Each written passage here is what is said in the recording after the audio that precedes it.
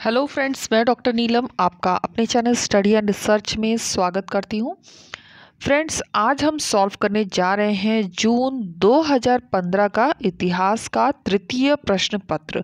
और ये पूरी सीरीज़ है, अभी इनकम्प्लीट है। हमने जो सॉल्व किया था वो 2012 से स्टार्ट किया था सॉल्व करना, और आगे जहाँ तक ऑब्जेक्टिव पैटर्न में ये क्वेश्चन आंसर आए हैं तृतीय प्रश्न पत्र के, उनको हम सॉल्व करेंगे। तो चलिए आज का वीडियो स्टार्ट करते हैं। इस तरह का वीडियो पसंद आता है तो लाइक शेयर सब्सक्राइब करें। सब्सक्राइब करने के बाद बेल आइकन की घंटी को जरूर प्रेस कर लें, ताकि इस तरह का वीडियो जब भी अपलोड करूं उसका नोटिफिकेशन आप तक आसानी से पहुंच सके। तो ये स्क्रीन पर आपको दिख रहा होगा, जून 2015 का मैंने पेपर लिया है, तृतीय प्रश्न पत्र है। तो इसको हम दो पार्ट में सॉल्व करने वाले हैं। आज हम 1 से 35 तक के क्वेश्चन को सॉल्व करेंगे, उसके बाद 36 से 75 तक बाद में पार्ट 2 में सॉल्व करेंगे। तो चलिए इससे सॉल्व कर लेते हैं। सबसे पहला क्वेश्चन आ रहा है, होमो इरेक्टस के जीवाश्म होमो इरेक्टस के जीवाश्मीय साक्ष्य निम्न में से किस स्थान से मिले हैं? तो ये स्थान था चाउकुटियाना। ऑप्शन 2 हमारा यहाँ पे करेक्ट हो जाएगा। इंग्लिश में एक बार इसे देख लेते हैं, जो लोग को हिंदी में प्रॉब्लम हो रही है। तो ऑप्शन 2 यहाँ पे हमारा करेक्ट हो रहा है। नेक्स्ट क्वेश्चन है, झूकर संस्कृति निम्न में से किस स्थल से प्राप्त हुई है?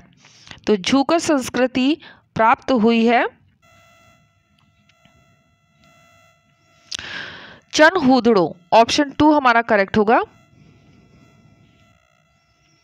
चनहुदड़ो। नेक्स्ट क्वेश्चन पर आ जाते हैं। यहाँ पर दिया है हड़प्पा सभ्यता के विनाश का सिद्धांत, और कौन किसका समर्थन कर रहा है? तो आर्य आक्रमण। आर्य आक्रमण का जो समर्थन करने वाले हैं वो हो जाएंगे आर.पी. चंदा व मार्टिन व्हीलर। इसके बाद आ जाता है सिंधु नदी के प्रवाह क्रम में परिवर्तन। तो प्रवाह क्रम में परिवर्तन, तो इसके समर्थक थे H.T. लैम्ब्रिक। फिर क्रमशः शुष्कीकरण। तो शुष्कीकरण को हम कहाँ पर करेंगे? तो शुष्कीकरण को कर देंगे ऑप्शन 2 से M.R. मुगल से। निरंतर बाढ़ को हम कर देंगे रॉबर्ट एल रेक्स व जॉर्ज एफ डेल्फ। तो इस तरह से मैच कर सकते हैं। नेक्स्ट क्वेश्चन है क्वेश्चन नंबर 4, ऋग्वेद में निम्न में से किन नदियों का उल्लेख अफगानिस्तान के साथ आर्यों के संबंध का संकेत करता है? तो ये संकेत प्राप्त होता है, नंबर 3 हो जाएगा, सुवास्तु और गोमती। सुवास्तु और गोमती।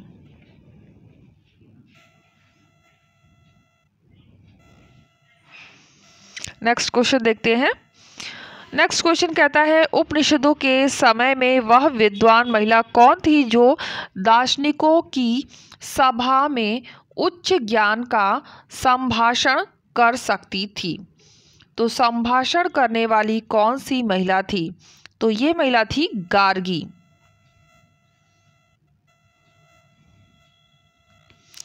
नेक्स्ट क्वेश्चन है क्वेश्चन नंबर 6,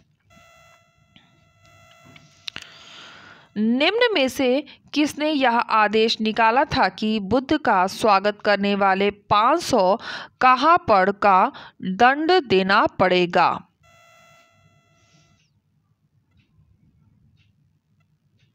तो ये कहा था मल्लों ने। ऑप्शन ए हमारा करेक्ट होगा।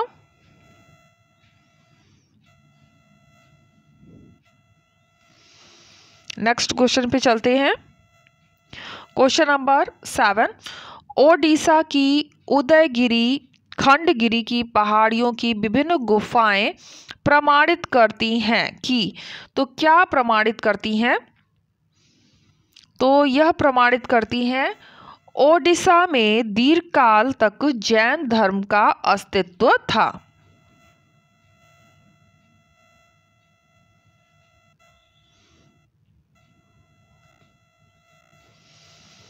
क्वेश्चन नंबर 8 पर आ जाते हैं। वैशाली के शासक चेतक के विरुद्ध अजातशत्रु के युद्ध के क्रम में अजातशत्रु के मंत्री वत्साकार ने बुद्ध से निम्न में से कहाँ भेंट की थी? तो यह भेंट हुई थी राजगृह में। ऑप्शन 1 हमारा यहाँ पे करेक्ट होगा, राजगृह। नेक्स्ट क्वेश्चन है क्वेश्चन नंबर 9। यूनानी और लैटिन लेखक और उसकी पुस्तकें दी गई हैं, तो इसे आपस में हमें मैच करना है। सबसे पहले एरियन दिया हुआ है, एरियन हो जाएगा इंडिका से। हेरोडोटस, हेरोडोटस को हम कर देंगे 1 नंबर से। हिस्टोरिका, प्लिनी, प्लिनी को हम कर देंगे नेचुरल हिस्ट्री से। और स्ट्रॉम्बो, ज्योग्राफी का। तो इसके अकॉर्डिंग हम देख लेते हैं नीचे अपना उत्तर। तो हमने ए का सेकंड लगाया है, 2 जगह है दिया हुआ है, फिर हमने 1 लगाया है, तो ऑप्शन 3 हमारा यहाँ पे करेक्ट हो रहा है। यहाँ भी आप देख सकते हैं ऑप्शन 3 यहाँ पे हमारा करेक्ट होगा। नेक्स्ट क्वेश्चन है, निम्न में से अशोक के किस अभिलेख से यह संकेत मिलता है कि उसने मृत्यु दंड समाप्त नहीं किया था? तो समाप्त नहीं किया था, तो ये मिलता है ऑप्शन 1 हमारा करेक्ट होगा,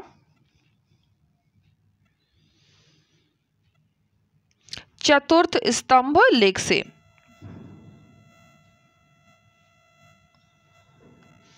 क्वेश्चन नंबर 11। निम्न में से कौन एक मौर्यकालीन शैलकृति मूर्ति है? तो मौर्यकालीन जो शैलकृत मूर्ति है वो हो जाएगा धौली गज। ऑप्शन 1 यहाँ पे करेक्ट होगा। Question number 12। अधिकारी और विभाग दिए गए हैं और उन्हें आपस में हमें सम्मिलित करना है। तो सबसे पहले जो नाम आ रहा है वो है कुप्याध्यक्ष। कुप्याध्यक्ष हम कर देंगे नंबर 3 से। वन संपदा का अध्यक्ष कुप्याध्यक्ष कहलाता था। सन्निधाता, सन्निधाता हम करेंगे कोषागार का अध्यक्ष। और पर्ण्याध्यक्ष, पर्ण्याध्यक्ष हो जाएगा नंबर 2 से। व्यापार एवं वाणिज्य विभाग का अध्यक्ष पौतवा अध्यक्ष, ये हो जाएगा माप तौल विभाग का अध्यक्ष। नीचे आंसर मैच कर लेते हैं। ए का 3rd 2 जगह दिख रहे हैं, फिर बी का हमने लगाया है 4 दोनों जगह है, फिर सी का हमने लिया है 2nd, तो ऑप्शन 2 हमारा यहाँ पे करेक्ट होगा। यहाँ आप इंग्लिश में देख सकते हैं ऑप्शन 2 हमारा यहाँ पे करेक्ट हो रहा है।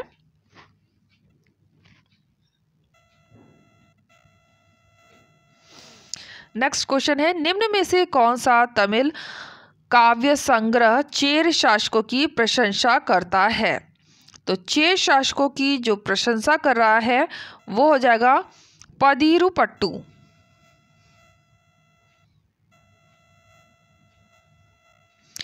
नेक्स्ट क्वेश्चन है क्वेश्चन नंबर 14। निम्नलिखित बौद्ध स्तूपों को कालक्रम में व्यवस्थित कीजिए और नीचे दिए गए कूट की सहायता से उत्तर का चयन करिए। तो यहाँ पे आपको कूट दिख रहा होगा, तो इसमें हमारा जो सही होगा वो हो जाएगा, सबसे पहले हम रखेंगे सी को यानी सांची, फिर अमरावती, इसके बाद सारनाथ और सबसे लास्ट में नालंदा।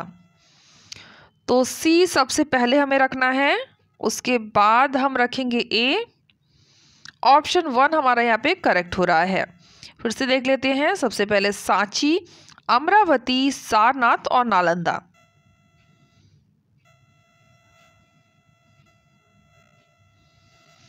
Question number 15। दोहरे मस्तूल वाले पोत के चित्रण से युक्त सातवाहन सिक्के निम्न में से किस क्षेत्र में मिले हैं?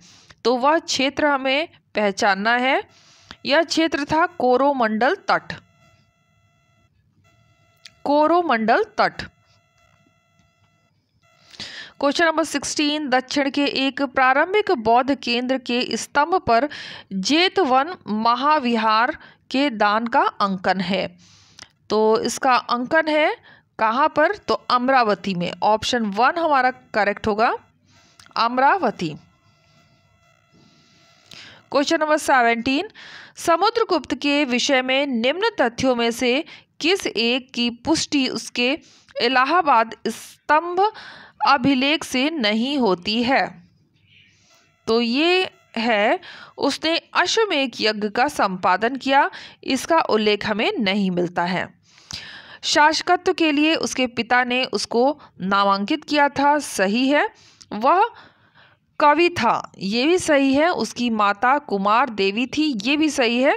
लेकिन उसने अश्वमेध यज्ञ का संपादन किया था, इसका उल्लेख हमें अभिलेखों से नहीं मिलता है। ऑप्शन 4 हमारा यहाँ पे करेक्ट होगा। क्वेश्चन नंबर 18, यहाँ पे कथन और कारण का क्वेश्चन आ गया है। कथन कहता है, चंद्रगुप्त द्वितीय के शासनकाल में शक पूर्णतः पराजित हो गए और उनके राज्य गुप्त राज्य में विलीन हो गया। बिल्कुल सही है। फिर कारण दे रहा है, इससे गुप्तों को भूमध्य सागर के भारतीय व्यापार में प्रवेश मिल गया। ये भी करेक्ट होगा। तो हमारा जो उत्तर बन जाएगा ए आर दोनों सही है, उसकी सही व्याख्या दे रहा है। Both A and R true and R is the correct explanation of A. Next question है क्वेश्चन नंबर 119, निम्न में से किस ग्रंथ में रामगुप्त की कथा का उल्लेख नहीं है? तो जो कथा का उल्लेख हमें नहीं मिलता है वो हो जाएगा मुद्रा राक्षस। ऑप्शन 2 मुद्रा राक्षस। हूण नरेश मिहिर कुल निम्न में से किसके द्वारा पराजित हुआ था? तो इसका पराजय हुआ है यशोवर्मन के द्वारा। क्वेश्चन नंबर 21, शासक और विरुद्ध दिए गए हैं, आपस में हमें मैच नहीं करना है, केवल गलत का हमें चुनाव करना है। तो इसमें कौन सा गलत हो रहा है? ऑप्शन 2 हमारा गलत है, स्कंदगुप्त संक्रमादित्य। तो ये गलत होगा और यही हमारा उत्तर बनेगा। कुमार गुप्त प्रथम महेंद्रादित्य, सिंधुराज, नरसिंह सहसांक और वल्लाल सेन, ये हो जाएंगे निःशंकर।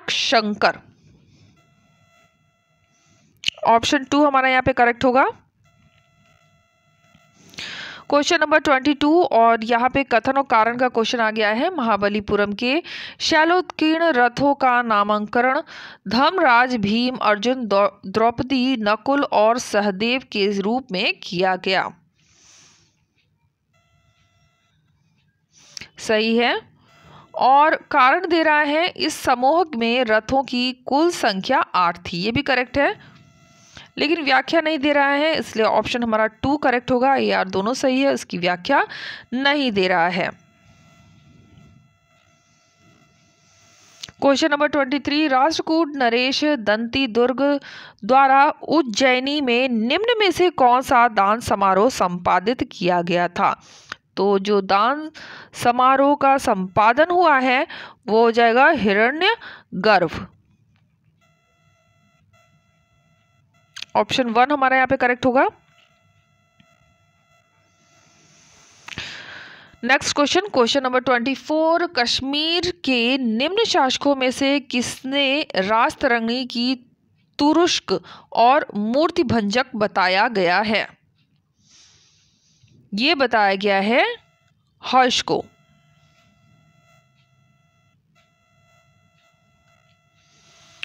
शैलेंद्र नरेश बालपुत्र देव द्वारा भारत में एक बौद्ध विहार कहाँ पर बनवाया गया?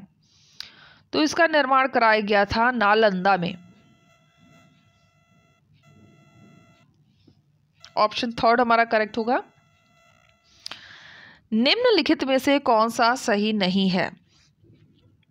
तो जो सही नहीं हो रहा है, इनकरेक्ट है, वो हो जाएगा ऑप्शन 2। अल-बरूनी कहता है कि केवल शूद्र ही वेद का अध्ययन नहीं कर सकते थे। ये सही नहीं है,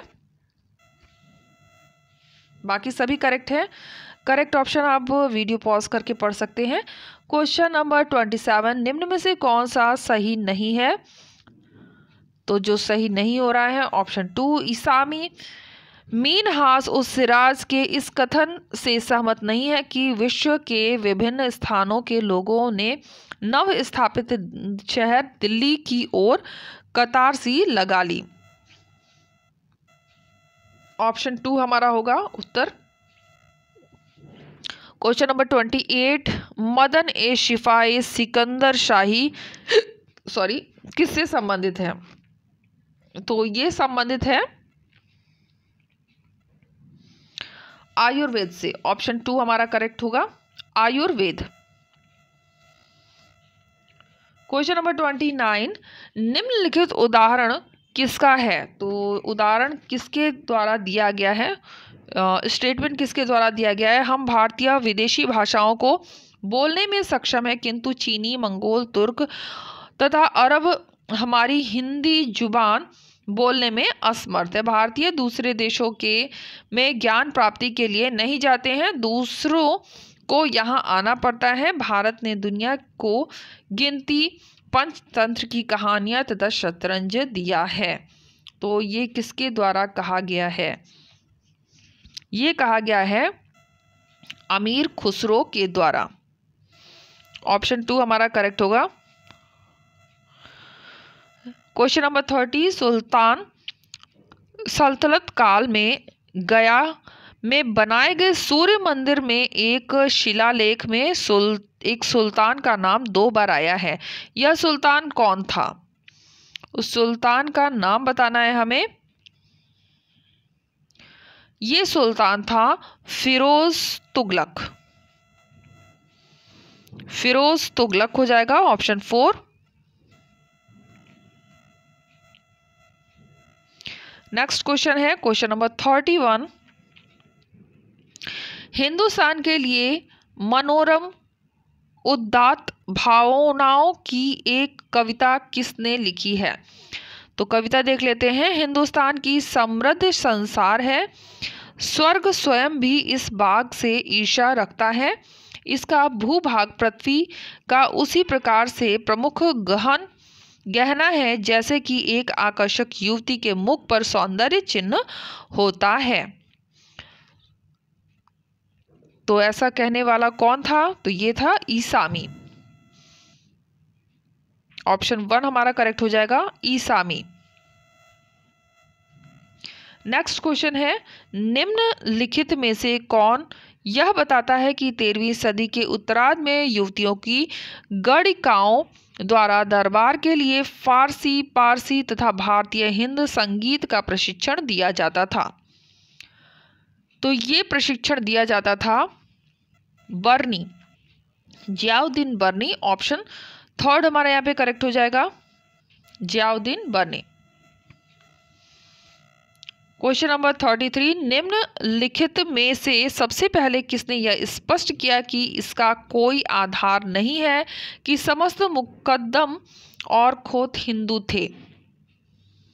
मोरलैंड हो जाएंगे, W.H. Moreland. Option 3 W.H. Moreland. Question number 34, यहाँ पे अभिकथन और तर्क का क्वेश्चन आ गया है। तो अभिकथन कहता है विजयनगर साम्राज्य का राजनीतिक इतिहास विभिन्न राजवंशों के बदलाव एवं आंतरिक युद्धों का इतिहास है। करेक्ट है।